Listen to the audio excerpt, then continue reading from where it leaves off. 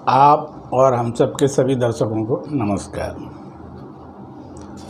आज हम जिस विषय पे बात करने जा रहे हैं वो है संबंधों का आधार। संबंधों का आधार क्या होता है?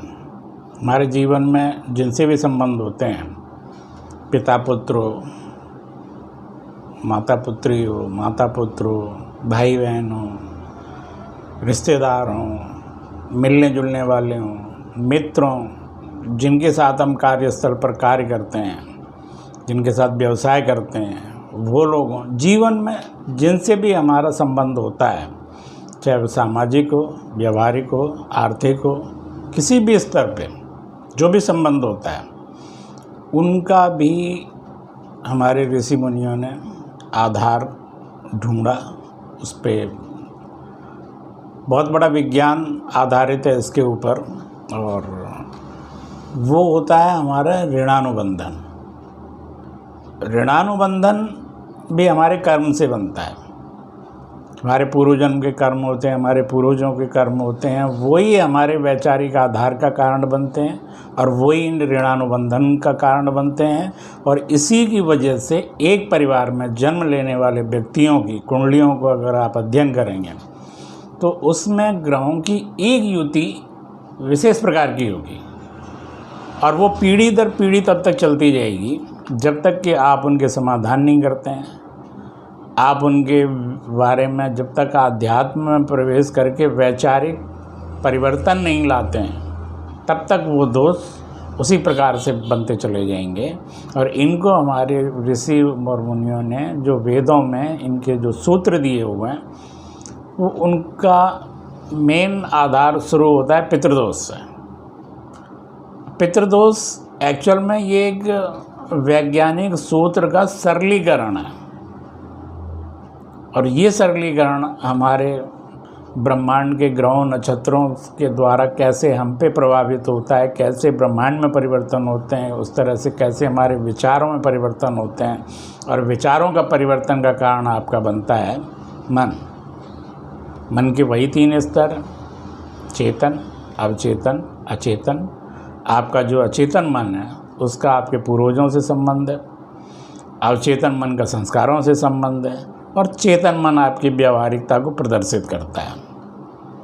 इनमें ग्रहों की स्थितियाँ किस तरह से बिगड़ती बनती हैं उसी के बारे में आज हम बात करेंगे।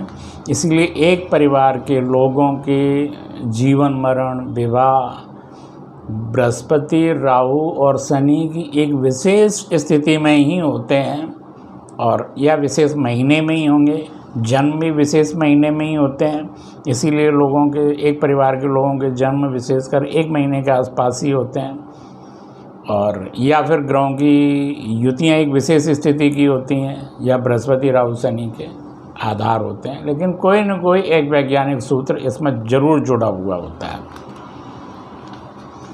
इसीलिए इसमें ज्योतिष में ये सिद्धांत बताया जाता है कि अगर पिता पुत्र का जन्म नक्षत्र एक हो जाए, माता पुत्री का जन्म नक्षत्र एक हो जाए, बहनों बहनों का जन्म नक्षत्र एक हो जाए, बहन भाइयों का हो जाए, पिता का पुत्री का हो जाए, माता का पुत्र का हो जाए, तो उतना दोष निरूपित नहीं करता है जितना कि समान लिंग में समान जन्म नक्षत्र, समान दशा अंतर्दशाएँ, समान बड़े ग्रह एक साथ पीड़ित होना, ये एक बहुत बड़े विशेष पितृदोष को निरूपित करता है।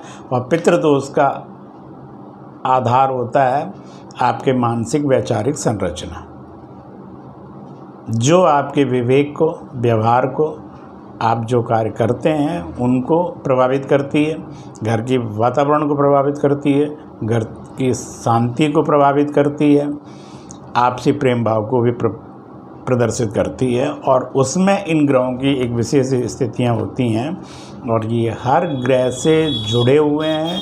इसीलिए हमारे 9 ग्रह होते हैं, और 9 ही पितृदोषों की भी 9 शाखाएँ होती हैं। इसीलिए इन ऋणानुबंधन की वजह से हमारे अंदर हमारे आत्मा और मन की प्रखरता इन ऋणानुबंधनों के द्वारा जुड़ी होती है। और इनका अगर हम प्रायश्चित नहीं करते हैं, इनका हम समर्पण नहीं करते हैं, इनके हम समाधान नहीं करते हैं, तो इनके विकृत रूप एक पीढ़ी से दूसरी पीढ़ी तक चलते चले जाएंगे। आप कितनी भी अपनी आने वाली पीढ़ियों के लिए मार्ग प्रशस्त कर लें, लेकिन इन ऋणानुबंधनों की वजह से वो उनका पूर्ण रूपेण उपभोग नहीं कर पाते। उसमें आने वाली पीढ़ियों में बुद्धिहीनता, विवेकहीनता, आत्मबल मनोबल में कमी, मानसिक द्वेष, ये इन ऋणानुबंधनों के ही बढ़ते जाने के प्रतीक होते हैं। इसीलिए हमारे पूर्वजों ने इनके समाधान के लिए इस तरह की परंपराएं हमारे व्यावहारिक जीवन में डाल रखी थी। जैसे ग्राम में कुल देवताओं की पूजा होती थी, कुल देवी की पूजा होती थी, गांव के आसपास जो स्थान देवता होते थे उनकी पूजा होती थी, पूर्वजों का तर्पण होता था, अमावस्या को पूर्वजों को तर्पण किया जाता था, उनके लिए दान वगैरह किया जाता था, जिनसे कि ये सब दोष हम लोगों के जीवन में निरूपित नहीं हो पाते थे। और यही वैचारिकता और वैचारिक से संबंधित द्वेष हमारी आने वाली पीढ़ियों को भोगने पड़ते हैं। ये उन्हें विरासत के रूप में मिलते हैं। अगर उन्हें कुछ, वो अपनी विरासत भी अगर इन द्वेषों से वो पीड़ित हैं तो वो अपनी विरासत को भी नहीं संभाल सकते। ऋण वास्तव में कर्म के वैज्ञानिक सूत्र हैं जो कि ब्रह्मांड की ऊर्जा से नियंत्रित होते हैं, और इनका विशद अध्ययन हमारे ऋषि मुनियों ने किया था। पितृदोष का संबंध 9 ग्रहों से होता है और 9 तरह के पितृदोष ही हमारे जीवन में आते हैं। पहला है स्वऋण। स्वऋण अगर आपके ऊपर है और आपके पूर्वजन्मों की दोष की वजह से निरूपित होता है तो आपकी कुंडली में सूर्य की स्थिति अशुभ होगी। मातृऋण, जो माता के कुल की पीढ़ियों के दोष जब जीवन में निरूपित होते हैं जन्म लेने वाले के साथ, तो मातृऋण आता है और इससे आपकी कुंडली में चंद्रमा की अशुभ स्थिति होती है। संबंधी ऋण, संबंधी ऋण की वजह से आपकी कुंडली में मंगल की अशुभ स्थिति होती है। बहन और पुत्री ऋण, इसकी वजह से बुध की अशुभ स्थिति होती है। पितृ ऋण, पितृ ऋण जब कुंडली में निरूपित होता है तो बृहस्पति की अशुभ स्थिति होती है। स्त्री ऋण, स्त्री ऋण का भी हमें भुगतान करना पड़ता है, क्योंकि स्त्री के जो माता पिता होते हैं वो भी हमारे माता पिता होते हैं, और उनका अंश भी, उनकी वैचारिक, उनके अवचेतन मन भी हमारे आने वाली संतानों में जाते हैं, और वही हमारी पीढ़ियों में ऐश्वर्य का उपभोग करते हैं। उसमें अगर वो ऋण निरूपित होता है तो शुक्र की अशुभ स्थिति होगी कुंडली में।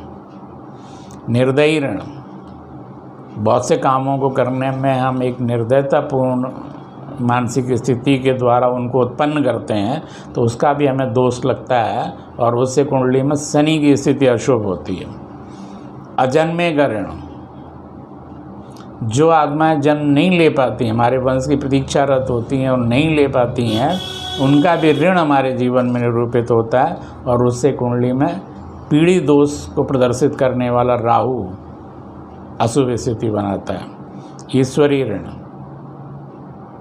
ईश्वरीय ऋण हमारे पूर्वज बहुत से काम ऐसे होते हैं कि ईश्वरी बोल देते हैं हम भागवत कराएंगे, ये कराएंगे, हमारा ये काम हो जाएगा, तो ऐसा करेंगे, वैसा करेंगे, फिर वो नहीं करते हैं, तो उनके ऋण भी हमारे आने वाली पीढ़ियों को भोगने पड़ते हैं।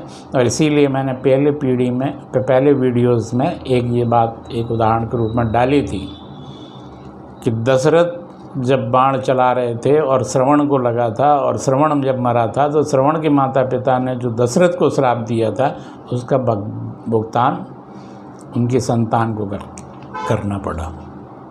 रामचंद्र जी को वनवास जाना पड़ा, फिर उनके साथ क्या क्या हुआ वो सब घटनाएं आपके सामने हैं। तो जो भी ये इन संबंधों में से कार्यों की जो ऊर्जाएं होती हैं वो नष्ट नहीं होती, और इनके ऊपर अध्ययन सिर्फ भारत में हमारे ऋषि मुनियों ने किया और उनको वेदों में निरूपित किया और उनको हमारी परंपराओं में डाल के इस वैज्ञानिक पद्धति का इतना सरलीकरण किया कि आज हम उनका उपयोग नहीं कर रहे हैं, तो हम विकृत होते जा रहे हैं और ये विकृति पीढ़ी दर पीढ़ी बढ़ती चली जाएगी। इसलिए हमें इनका समाधान करना चाहिए। और ईश्वरीय ऋण का भी हाल ही में, अगर आप लोगों को याद हो, कुछ लोगों ने एक वीडियो देखा होगा जिसमें नीम करौरी बाबा का भी जिक्र आया था, बिरला जी का जिक्र आया था, उसमें एक जगदीश बाबा जी का जिक्र आया था जिनके पिताजी ने उनको हनुमान जी से मांगा था और वो जन्म हुए थे और बिरला मंदिर में उन्होंने उनको जन्म से ही रामायण कंठस्थ थी और बिरला जी ने उनको दिल्ली के बिरला मंदिर में नियुक्त किया था और फिर करौरी बाबा ने उनको पहचाना और करौरी बाबा ने उनको बताया कि तुम्हारे पिता के ऊपर हनुमान जी का ऋण है। बहुत लंबी कहानी है वो, लेकिन ये सिद्धांत, ये ऊर्जाएं, ये हमारे ऋषि मुनियों के जो आत्मचेतना उनकी इतनी विस्तृत थी कि वो इन चीज़ों को जिस तरह से जनमानस में लाते थे और जनमानस में निरूपित करते थे, वो परंपराएं हमारी विलुप्त हो रही हैं। और आप और हम सब का उद्देश्य उन्हीं को जागृत करना है, उन्हीं से आपको अवगत कराना है। आप हमारे वीडियोस देखें, पीछे के वीडियोस में भी जहाँ से मैंने कड़ाद ऋषि के बारे से शुरुआत की थी कि हमारा शरीर इन्हीं 5 तत्वों का बना हुआ है, उनमें परमात्मा, जीवात्मा और मन के द्वारा ही आपके वंश के, आपके पीढ़ियों के, आपके विवेक के, आपके मन के, आपके जीवन के क्रियान्वयन होते हैं। और जो ऋण का भी मैंने ऊपर जिक्र किया है, आने वाले वीडियोस में मैं इनके एक एक ऋण संबंधी ऋण, पितृ ऋण, मातृ ऋण, पुत्री ऋण, ये किस तरह से जीवन में लगते हैं और किस तरह से हमें इनका भुगतान करना होता है, इसके बारे में मैं चर्चा करूँगा। और आज इसी समय में मैं एक चीज़ और याद दिला दूँगा आपको। शुक्राचार्य असुरों के देवता थे और शुक्राचार्य की एक ही पुत्री थी और वो भी अपनी पुत्री को सुखी नहीं देख पाए और उसको भी उनको इंद्र को देना पड़ा। तो ये सब जीवन में ऋणानुबंधनों के, इन्होंने जो ये घटनाएं हमारे शास्त्रों में निरूपित हैं, जो देवताओं ने की हैं, ये वास्तव में व्यावहारिक नहीं है, ये सिद्धांत हैं। और इन सिद्धांतों को जब तक इनका अनुसरण होता रहा, हम पालन करते रहे, हम शक्तिशाली रहे।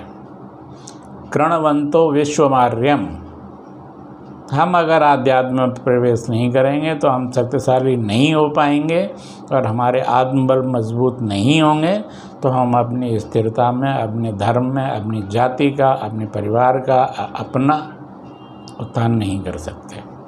धन्यवाद, नमस्कार।